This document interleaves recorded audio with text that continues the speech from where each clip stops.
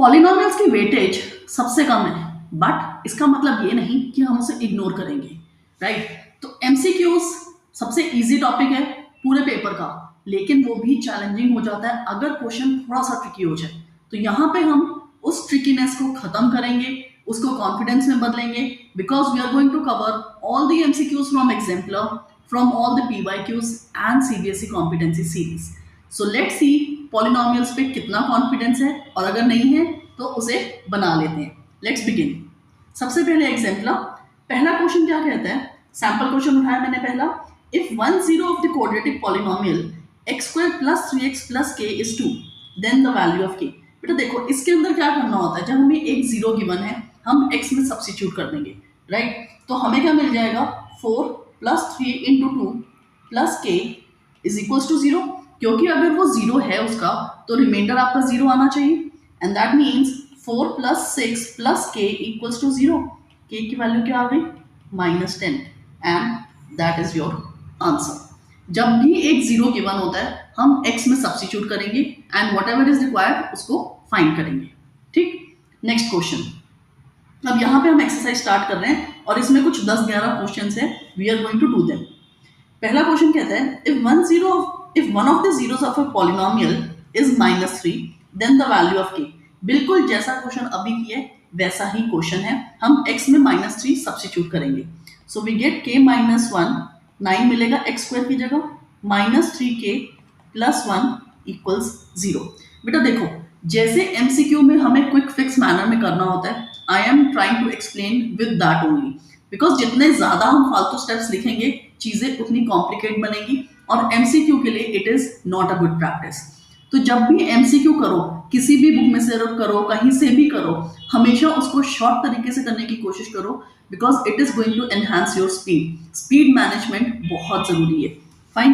तो अब यहाँ पे क्या मिलता है हमें, 9k - 9 - 3k + 1, that gives me 6k - 8 = 0. So k = 8/6 and the answer is 4/3. That is first option. Next question. A quadratic polynomial whose zeros are -3 and 4. अब ये जीरोस हैं, इसका मतलब हमारे पास अल्फा प्लस बीटा क्या है, दैट इज 1। अल्फा बीटा क्या है, -12। तो मेरा पॉलिनोमियल क्या बन जाएगा, k x² - x - 12, because formation क्या कहती है, फॉर्मेशन ये कहती है एक के बाहर है कांस्टेंट, ब्रैकेट में x² - sum of the zeros into x plus product of the zeros. तो that is what I have substituted over here, and the answer that resembles to this one is, ये नहीं, क्योंकि देखो -12, x² - x - 12।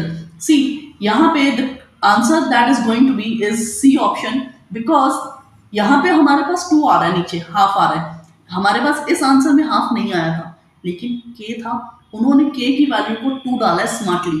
They want to know कि अगर तुम्हें ये half confuse करेगा कि नहीं करेगा, तो इसीलिए यहाँ पे ये ऑप्शन सी है। Okay, next question.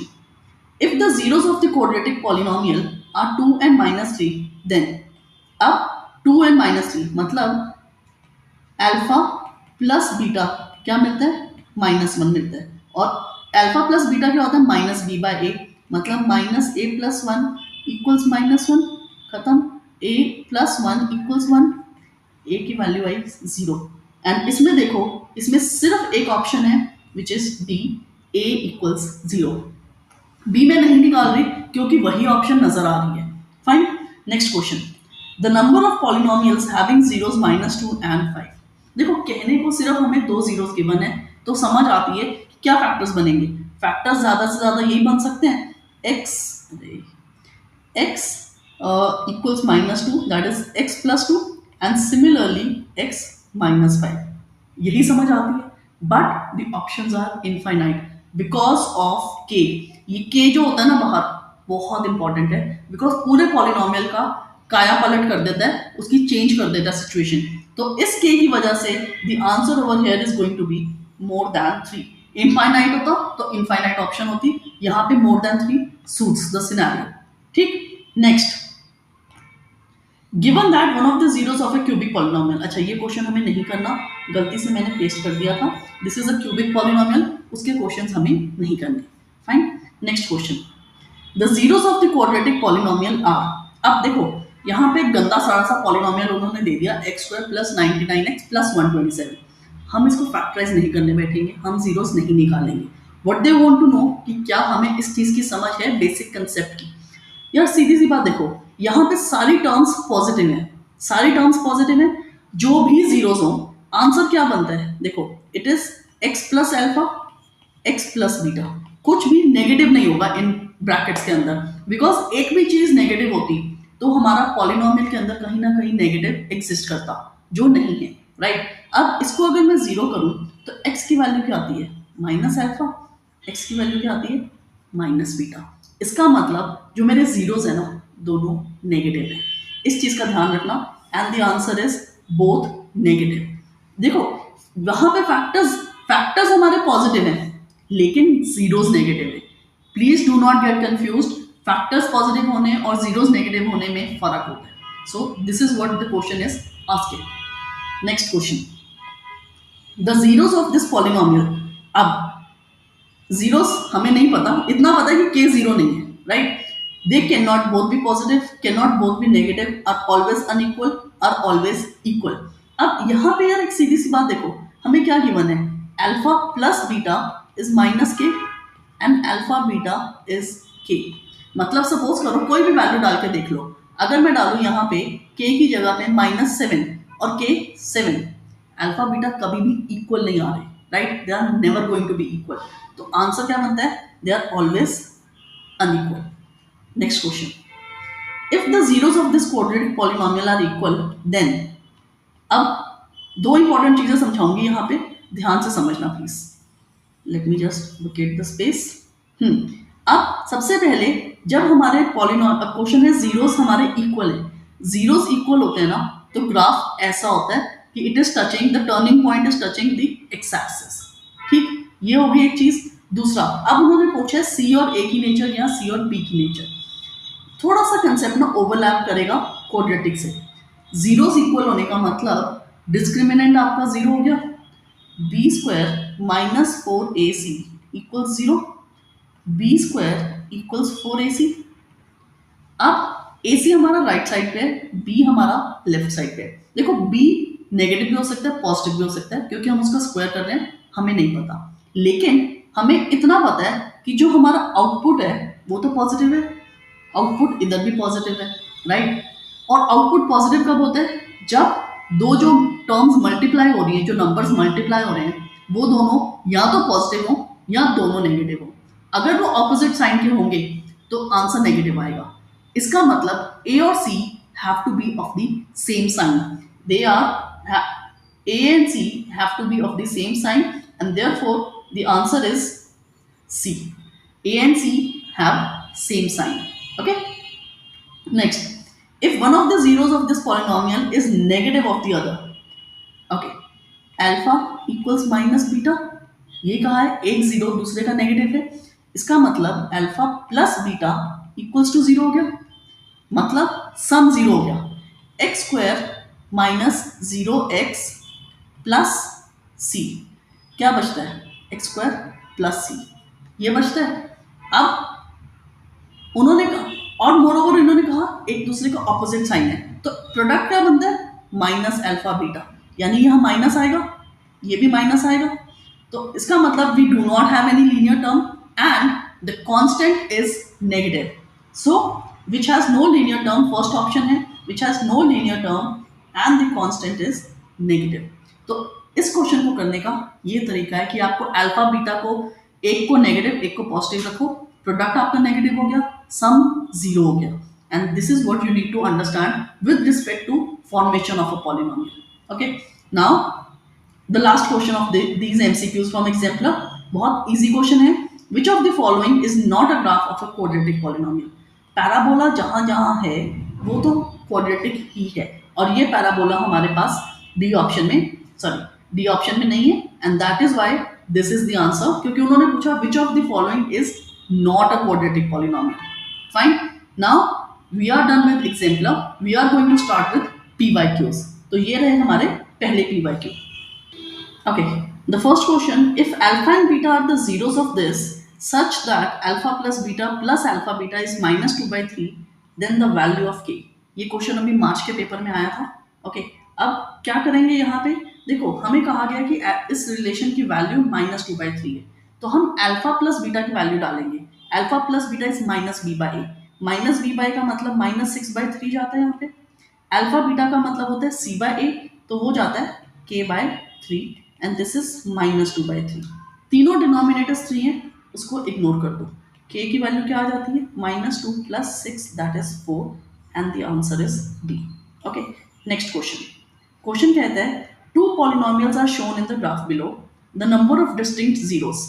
देखो यहाँ पे दो पैराबोलास बने हैं, एक ऐसा एक ये वाला, राइट, और दोनों इंटरसेक्ट कर रहे हैं। तो बेसिकली अगर सपोज करो यहाँ पे आपकी वैल्यू है ए, ये आपकी वैल्यू है बी, तो कितने डिस्टिंक्ट जीरो हो गए, उन्होंने कहा है the number of distinct zeros of both the polynomials.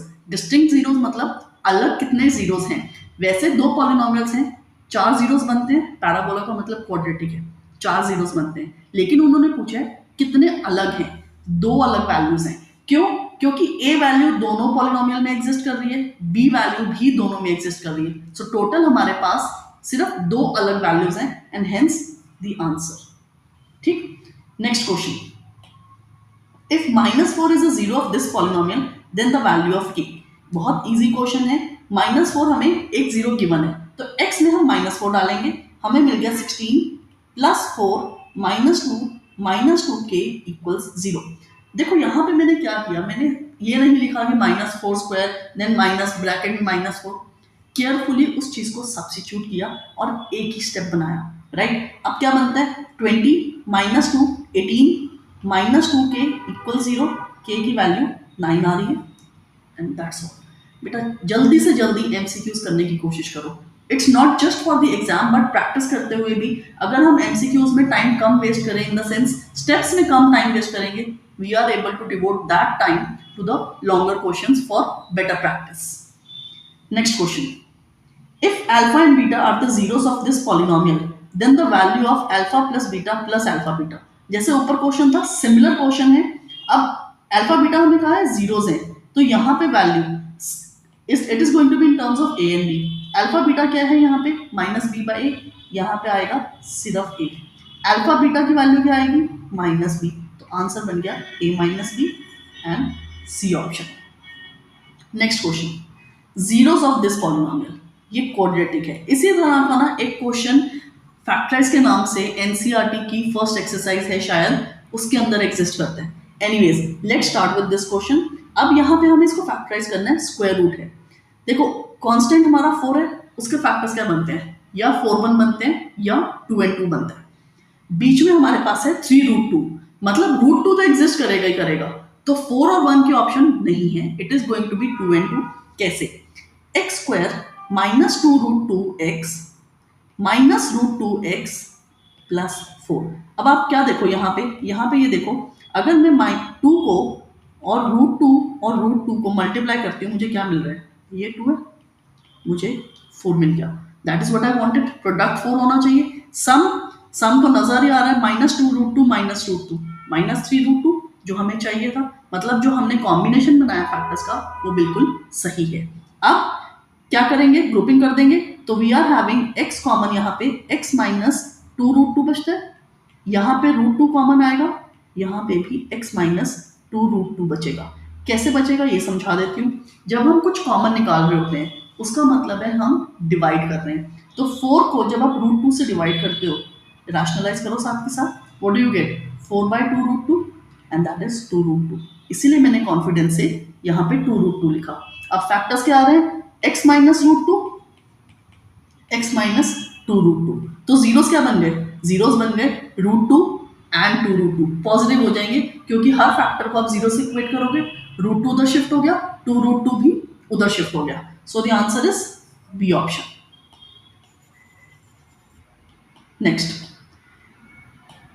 which of the following statement is true for the polynomial of degree 3? Okay देखो डिग्री 3 वैसे सिलेबस में नहीं है, लेकिन एक चीज समझ लो, ग्राफ कैसा होता है इसका, ये शेप होती है। यहां पे मैंने 3 डिस्टिंक्ट जीरोस बनाए हैं, जो कि पॉसिबल ऑब्वियसली मैक्सिमम होता है। At most 3 distinct zeros, which of the following statement is true? At most 3 distinct zeros, ज्यादा से ज्यादा 3 डिस्टिंक्ट जीरोस हो सकते हैं। यही स्टेटमेंट बन गई हमारी, आंसर 1 मिनट में। बट क्या पॉसिबल था? अगर मेरे पास सी, अगर मैं कह दूं इस तरह का है कोई पॉलिनोमियल, क्या नजर आ रहा है? 2 जीरोस नजर आ रहे हैं, लेकिन 2 सेम भी हो सकते हैं। इस तरह का भी तो हो सकता है ना, x minus 2 whole square, x minus 1, ये हो गया x माइनस 1 होल क्यूब। यहाँ पे एक ही जीरो है, 3 बार ये रिपीट हो रहा है, लेकिन डिस्टिंक्ट कितने हो सकते हैं? मैक्सिमम 3 हो सकते हैं, क्यूबिक पॉलिनोमियल है, and hence that is the answer. Next question, if zeros of this polynomial are reciprocal of each other then the value of b। अभी इसी तरह का कुछ सिमिलर सा क्वेश्चन हमने पहले भी किया था। अब ये कह रहे हैं the two zeros are reciprocal of each other। अच्छा, उसमें नेगेटिव था, alpha equals to 1 by beta, ये होता है रेसिप्रोकल ऑफ ईच अदर। इसका मतलब प्रोडक्ट हमारा 1 हो गया। अब प्रोडक्ट के अकॉर्डिंग यहाँ पे क्या आना चाहिए? c by a which is 2a by b, तो हमारा c है और a की जगह a है, ये 1 हो गया। तो 2a by b equals to a, ये a उधर चला गया, a cancel, 2 equals to b। b की वैल्यू मांगी थी, मिल गई हमें बहुत इजीली।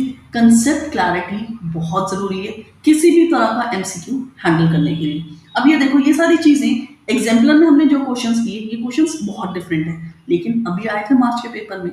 तो अगर प्रैक्टिस नहीं करोगे, अंडरस्टैंडिंग नहीं करोगे, पेपर में कितना टाइम वेस्ट होता है।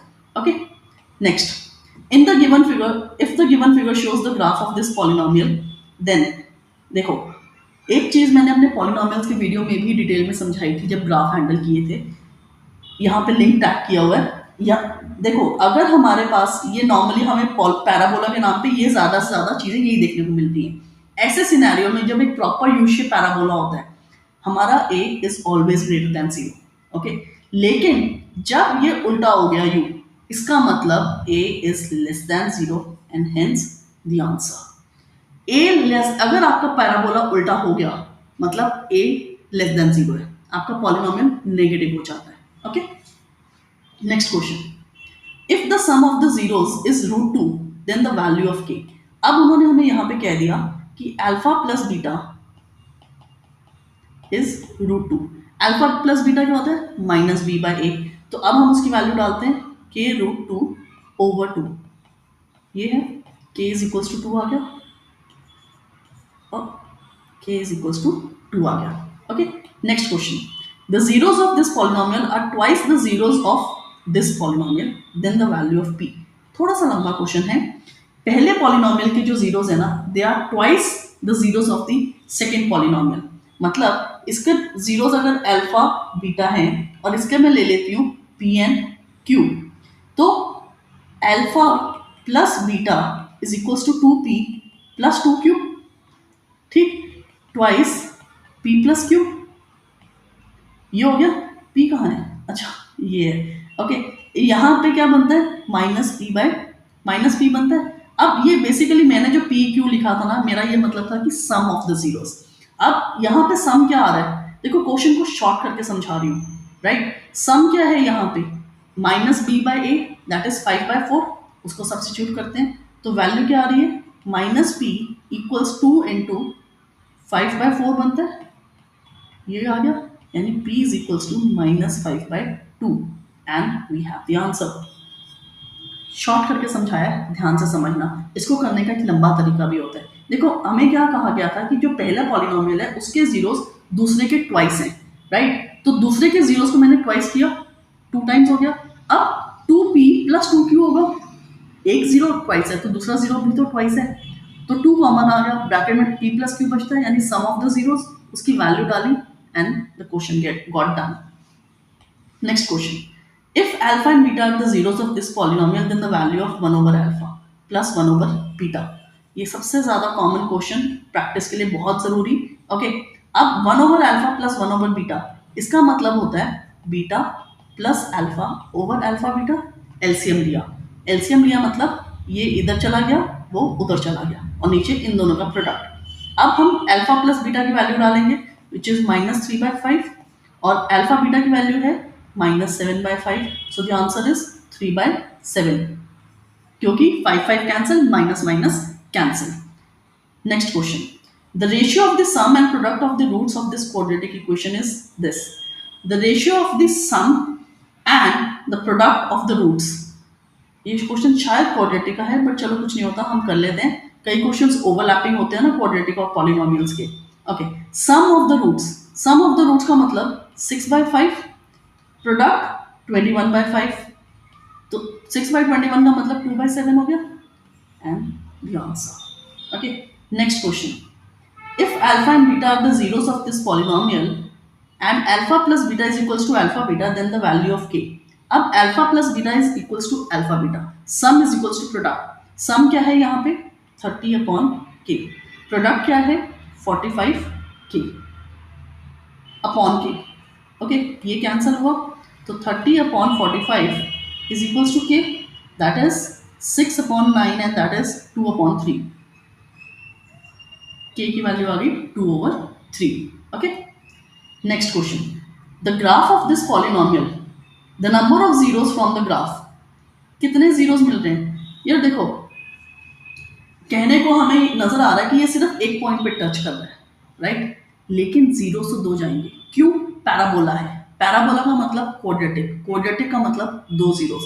यहाँ पे एक ही पॉइंट पे टच कर रहा है, इसका मतलब द जीरोस आर सेम. उन्होंने हमसे पूछा द नंबर ऑफ जीरोस, उन्होंने नंबर ऑफ डिस्टिंक्ट जीरोस नहीं पूछा, number of zeros. So the answer is going to be 2/here. इस चीज में ना कंफ्यूज मत होना कि एक पॉइंट पे टच कर रहा है इसलिए एक जीरो होगा, नहीं.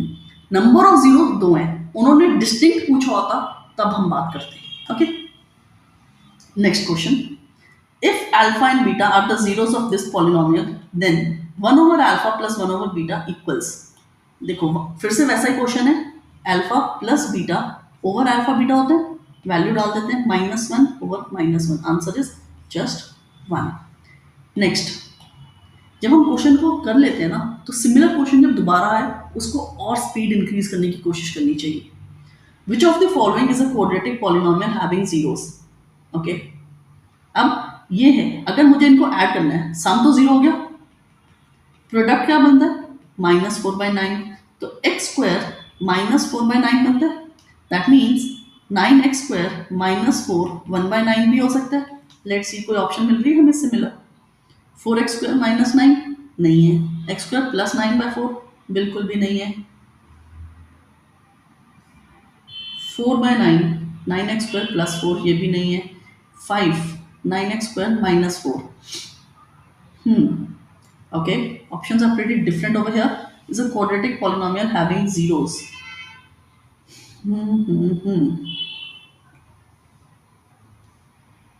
देखो ये ऑप्शन नहीं है. क्यों? इसमें तो 2/3 नहीं जा रहा है, इसमें 3/2 जा रहा है. ये नहीं है. ये अगर होता तो आंसर आपका नेगेटिव में स्क्वायर रूट नहीं बन सकता. ये भी नहीं है.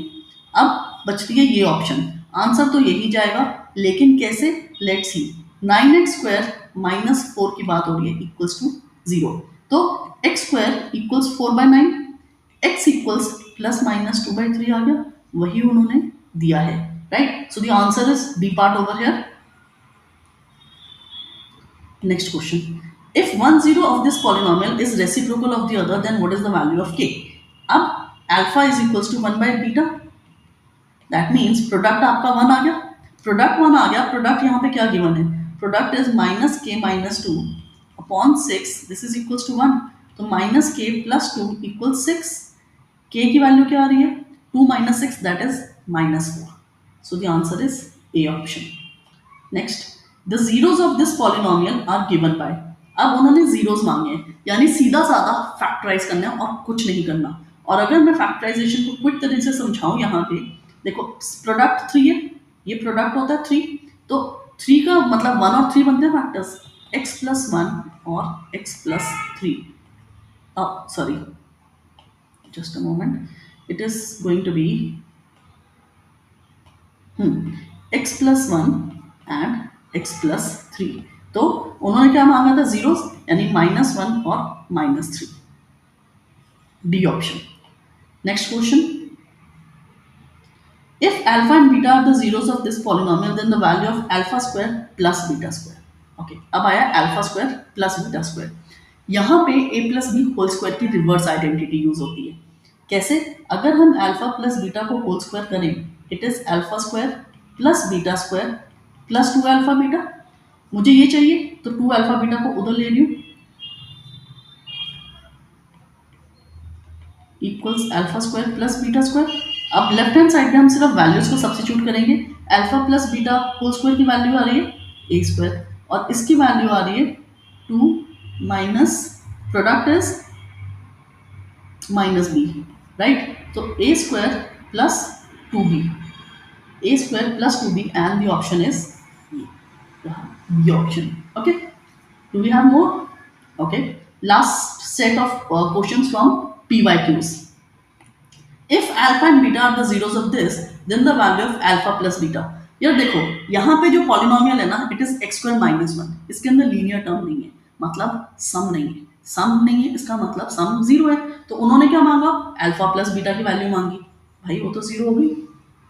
If alpha and beta are the zeros of this polynomial, then फिर से 1 over alpha बड़ा ही प्यार है इनको. 1 over alpha से हमें पता है ये तो ऐसे होता है, राइट. वैल्यू डाल देते हैं, क्या आता है? 3/4 over minus 7/4, 4 cancel, minus 3/7, D option. The number of polynomials having zeros हमने ऑलरेडी कर लिया. कोई भी दुनिया में दो वैल्यूज दे दें, जो उसके नंबर ऑफ पॉलिनोमियल्स बनते हैं, that is infinite always. Okay, the number of quadratic polynomial having zeros 3n. फिर से सेम क्वेश्चन, ये एक ही साल के अलग अलग सेट का है. तो मोर देन 3, पहले इनफाइनाइट दे दिया वर्ड, अब मोर देन 3 आ गया. ठीक. Next question, if zeros of this quadratic polynomial are 2n minus 3, then. अब उन्होंने दो जीरोस दे दिए, ए और बी की वैल्यू मांग रहे हैं. Alpha plus beta is equals to -1 आता है. इसके according minus a plus 1 equals -1, a equals to 0. अच्छा, ये स्टार्टिंग में भी सेम क्वेश्चन था, यानी ये क्वेश्चन रिपीट हुआ है. ये देखो, स्टार्टिंग में ये सेम क्वेश्चन था, हमने किया था यहाँ पे. एग्जाम्पलर का क्वेश्चन है ये. यस, देखा, एग्जाम्पलर का क्वेश्चन एज इट इज उठ के आया. Fine. Next, in the last, the zeros of this polynomial are. Zeros मांगे हैं, सिर्फ फैक्टराइज करना है.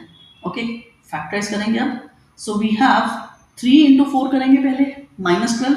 -12 का कॉम्बिनेशन 11 चाहिए, तो we get 3x square plus 12x minus x minus 4. अब grouping 3x common, x plus 4 बचता है. यहाँ पे -1 आया, x प्लस 4 बचता है, यानी 3x minus 1 and x plus 4. उन्होंने जीरोस मांगे थे, तो जीरोस हो गए 1/3 एंड -4, 1/3 एंड -4. ये रहे हमारे 25 PYQs. PYQs सारे किए हैं मैंने, जितने जब से स्टार्ट हुए हैं PYQs सारे एग्जिस्ट कर रहे हैं ओवर हियर. 23 कंपार्टमेंट का लास्ट PYQ डाला है.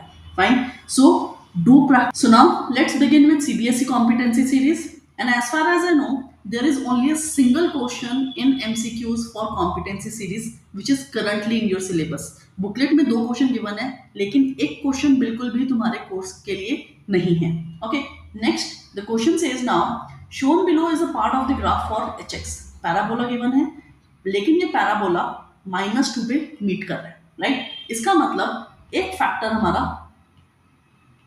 एक जीरो हमारा -2 हो गया, दैट मीन्स x प्लस 2. ठीक. अब क्वेश्चन कहता है on dividing hx by which of the following will the remainder be 0. यार अगर हम इससे डिवाइड करेंगे तब भी तो रिमाइंडर 0 आएगा. दूसरे 0 का हमें नहीं पता, लेकिन x प्लस 2 से डिवाइड करेंगे तो 0 हो जाएगा, right. So x plus 2 is the option. बाकी हम किसी के लिए कमेंट नहीं कर सकते. अब ऑप्शंस रीड करते हैं. Only 2, only 1 and 3, only 2 and 4 can not be determined. It can be determined, hence the answer is only 2. बहुत इजी, बहुत लॉजिकल क्वेश्चन है. ओके, डिवीजन पे बेस्ड है. ऑल्दो डिवीजन बहुत ज़्यादा तुम्हारे सिलेबस में नहीं है, लेकिन इसमें ऐसी कोई चीज़ नहीं है जो तुमने आज तक नहीं पढ़ी, तो इस क्वेश्चन को हम इग्नोर नहीं कर सकते. Fine. So we are done with all the MCQs for polynomials. In the sense सारे PYQs हमने कर लिए, NCERT एग्जाम्पलर से सारे क्वेश्चंस कर लिए, और इकलौता question from the competency series भी कर लिया. अब इस तरह के क्वेश्चंस को जब आप किसी भी बुक से प्रैक्टिस करोगे ना, I am sure your confidence will be high level and you will get all the correct answers, that too in a very quick manner. बेटा ये चीज याद रखना, PYQs practice, sorry mock test और ये हम जो भी MCQs करते हैं इन सब की प्रैक्टिस करते हुए please do gain speed. Speed का बहुत ज्यादा ध्यान रखना, चाहे मॉक टेस्ट हो, चाहे कॉम्पिटेंसी सीरीज में से करो, चाहे कुछ भी करो, लेकिन स्पीड जरूर इंक्रीज करो। बिकॉज MCQs में जो स्पीड होती है ना वो पूरे पेपर पे बहुत ज्यादा इम्पैक्ट करती है। अगर आप MCQ स्टार्ट में करते हो, yes you need to have an excellent speed so that आपका बाकी टाइम मैनेज हो, लेकिन अगर आप MCQs लास्ट में करते हो तब तो आपने ऑलरेडी बहुत कम टाइम छोड़ा होता है, तो इसलिए भी स्पीड मैनेज करना वहां पे जरूरी होता है। इसीलिए चाहे स्टार्ट में करो चाहे लास्ट में करो, MCQs की speed is the one thing which is actually detrimental for the whole paper, मतलब पूरे पेपर के बारे में डिसाइड करती है। And hence I am asking everyone to practice all the questions, and if you have any doubt you can always drop in the comments. Happy learning.